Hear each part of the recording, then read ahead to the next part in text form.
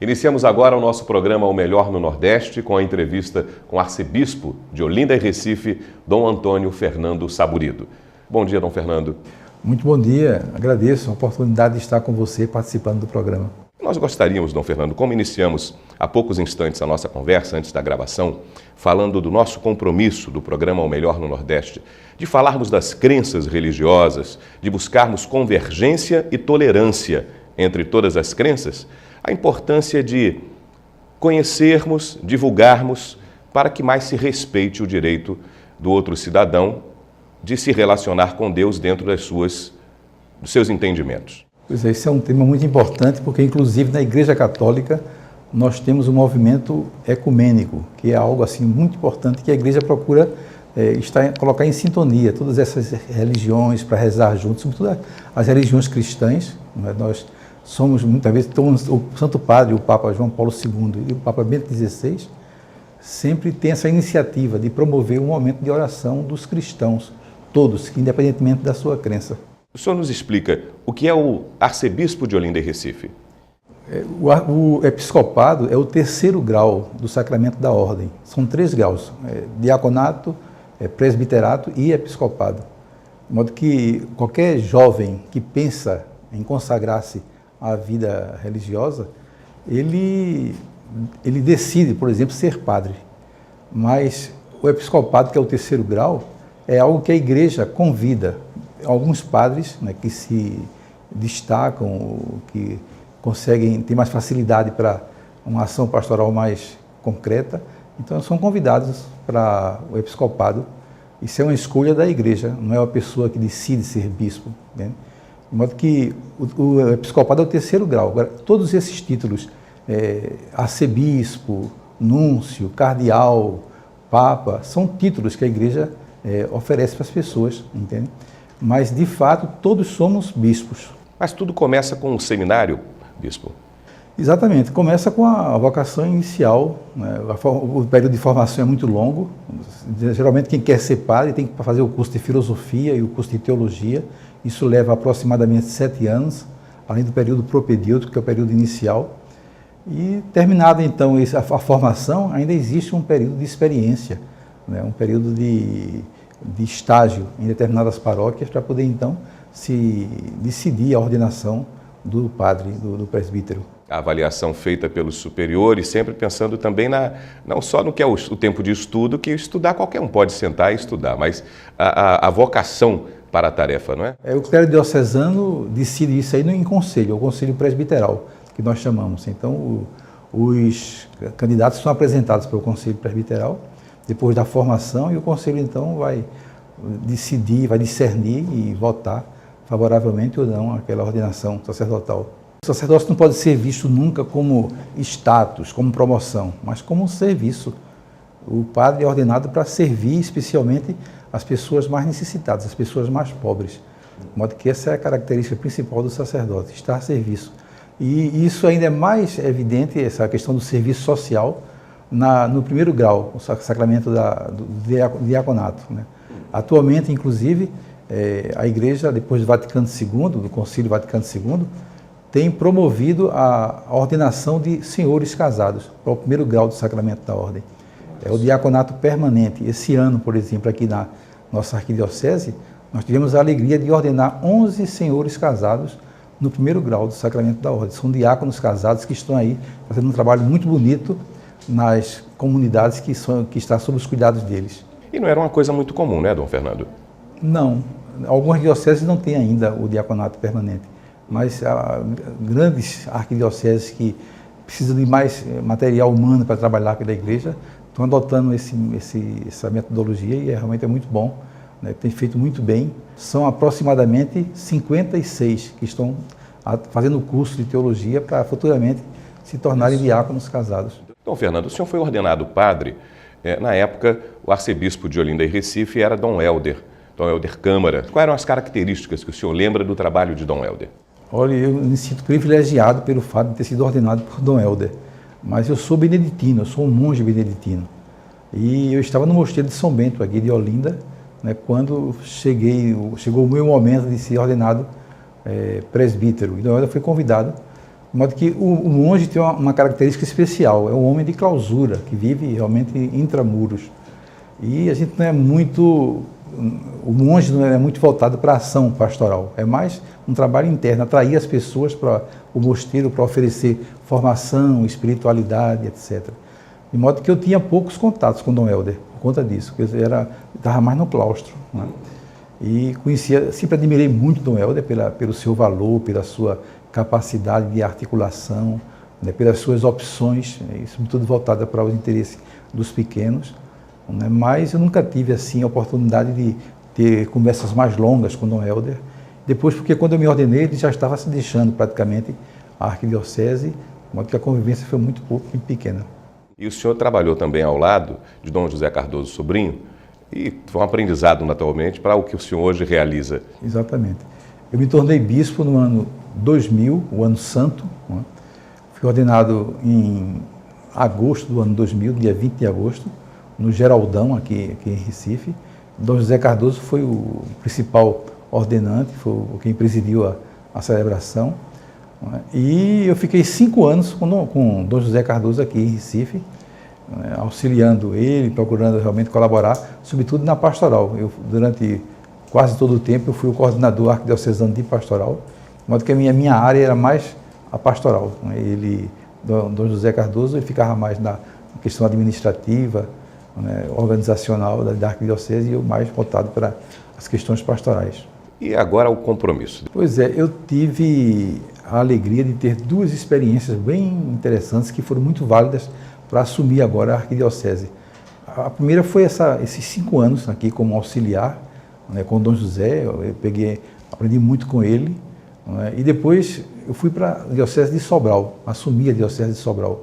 Em 2005 o Santo Padre me nomeou, o Bento XVI já, para bispo de Sobral. Então, uma diocese que fica lá no sertão do Ceará, um povo muito bom.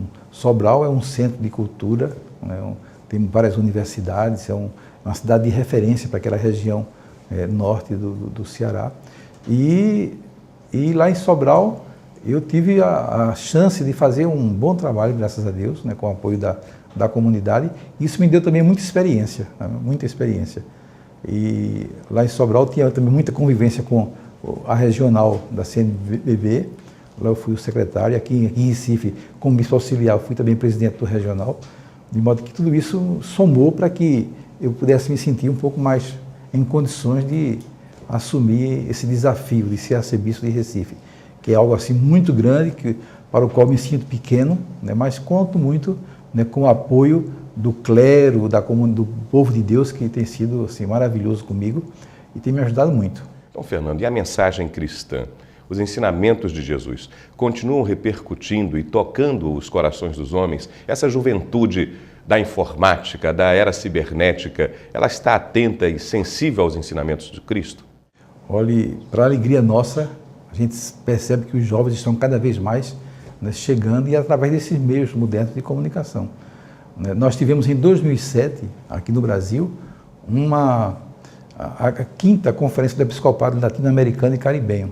E naquele ano que o Papa veio ao Brasil para fazer a abertura dessa conferência, nós tivemos uma assembleia da CNBB, dos bispos, que estava tratando o problema da juventude. Inclusive, gerou um documento muito importante, o documento 85, Evangelização da Juventude.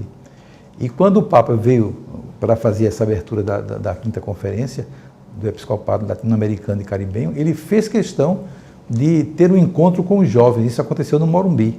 Foi um encontro muito bonito, eu estava lá presente, quase todos os bispos do Brasil, porque foi logo depois da Assembleia. E o Papa dizia para os jovens com muita beleza, com muita clareza, que a igreja está precisando deles, né? Eles são o hoje, não são o amanhã, não são o futuro da igreja, mas o presente da igreja. E a gente sente também com esse documento da CNBB, o documento 85, que os jovens estão aí chegando mesmo. E agora vai haver um reforço muito grande com a Jornada Mundial da Juventude, né, que o Santo Padre, ele aprovou o Brasil como a sede da nova Jornada Mundial da Juventude, que vai acontecer em 2013. A última foi em Madrid, esse ano. A cruz da missionária já está peregrinando pelo Brasil, e o ícone de Nossa Senhora, Por sinal, vão passar aqui em Recife, agora no mês de janeiro. Já em janeiro, já? É, em janeiro.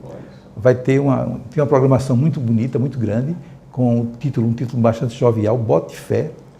Vai ter um show, né? Bote Fé na educação, Bote Fé na juventude, coisas que dizem respeito aos jovens, sabe? Para poder, então, a gente tentar movimentar. E um recurso importante para mobilizar os jovens tem sido exatamente as redes sociais. Você tem conseguido trazer mais jovens para dentro das igrejas? Olha, isso tem sido concreto. Pelo menos aqui na nossa arquidiocese, a gente tem sentido isso a todo momento. Eu não sei se você teve a oportunidade de acompanhar, mas em outubro, agora passado, nós tivemos aqui uma caminhada lá em Boa Viagem, que foi o Sim à Vida. Né? E, segundo os cálculos da polícia, tinha aproximadamente 100 mil pessoas. Foi uma coisa muito bonita. E o que mais se falou foi que a presença maciça ali era dos jovens, né? Com aquela alegria toda, com aquele vigor, né? E eu fiquei muito feliz com aquilo, sabe? Com essa experiência. É tanto que eu fiz a proposta para os bispos da província de Olinda e Recife, que é o estado de Pernambuco todo. Nós somos 10 dioceses, para ampliar no próximo ano o Sim à Vida para todo o estado de Pernambuco. De modo que todos os bispos estarão presentes, trazendo comitivas das várias dioceses. Vai ser um acontecimento assim bonito. Muito bom. A partir dessa experiência que tem dado tão certo. Evangelizar através da música é mais fácil? Se consegue atingir ao jovem? É uma ferramenta importante a música na evangelização? Sem dúvida, a música é uma coisa muito importante na igreja, né? Cantar, como fala Santo Agostinho, é rezar, né, 2 vezes, de modo que depende da maneira como você usa, né, esses recursos. Eu acho que uma celebração, né, bem cuidada do ponto de vista musical, isso aí atrai muitas pessoas, né, facilita, né, a oração. Agora, o que a gente não pode é extrapolar, né? Às vezes a gente chega em algumas celebrações que a música está tão alta que não consegue favorecer um clima para a oração. Então é preciso ter bom senso para poder conduzir, né, de maneira equilibrada todos esses recursos que são importantes e assim então a gente poder ir melhorando aí a nossa qualidade na liturgia, nas celebrações, etc. Dom Fernando, eu vou voltar a falar com o senhor do tema tolerância religiosa. O senhor falou já das orientações, inclusive, do Santo Padre sobre se buscar convergência entre os cristãos, independente da facção religiosa, da divisão religiosa em que se tenha, mas se orar pelos cristãos e a gente buscar entendimentos maiores. Lembramos que agora recente o Ministério Público de Pernambuco está também preocupado com o tema e estimulando a tolerância, chamando líderes religiosos de todas as religiões para que se converse e nos púlpitos, nos seus altares, falem mais sobre a necessidade de respeitar a crença das outras pessoas. Esse é um assunto que o senhor acha que deve também ser tratado dentro das igrejas, dos templos, para se falar, respeite a crença do seu irmão fora desta casa? Sem dúvida, isso é algo que a gente precisa realmente crescer nesse aspecto, né? Existem diferenças, mas a unidade vai ser possível no momento que cada um procurar fazer a sua parte, cedendo um pouquinho mais para que possa haver uma convivência salutar. O ecumenismo, existe o ecumenismo e existe o diálogo interreligioso. O ecumenismo é mais, né, para as igrejas cristãs, porque tem algumas igrejas que não creem em Jesus Cristo.